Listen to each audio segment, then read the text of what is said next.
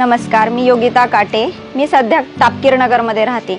यापूर्वी मी पिंपळे गुरोमध्ये राहत असताना पाहिलं आहे की पिंपळे सौदागर हे एक गाव होतं जे अविकसित होतं, पण ह्या गावाचा पूर्णतः विकास नाना काटेंनी कशा पद्धतीने केला हे सर्वांच्या समोर आहे। जसे की मोठे मोठे गार्डन, चौपदरी रस्ते, स्वच्छ रस्ते आणि सुशिक्षित सुसंस्कृत सोसायट्या, तिथे राहणारे लोक, हे सुद्धा ते सौदागरचा विकास पाहूनच राहिला तिथे आले, हे आपण सगळे जाणतो।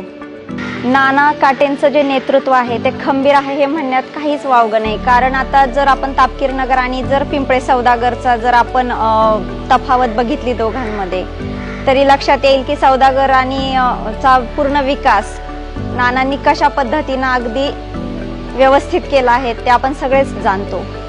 आपण पाहतो जसा की पिंपळे सौदागरचा नानांनी विकास घडवून आणलाय, जसे दूरदृष्टी ठेवून जसं त्याचं डेव्हलपमेंट केलं, येणाऱ्या पुढच्या 50 वर्षांमध्ये सुद्धा काहीच प्रॉब्लेम येणार नाही तिथे, अशा पद्धतीचा नानांनी तिथे विकास घडवून आणलाय। आणि आपल्याला असाच विकास जर पूर्ण चिंचवड शहराचा पाहिजे असेल तर नाना काटेंसारखं खंबीर नेतृत्वच आपल्याला हवं आहे। चिंचवड शहराला जागतिक दर्जाचं शहर बनवण्यासाठी माझं मत महाविकास आघाडीला, माझं मत नाना काटेंना। आय सपोर्ट नाना काटे।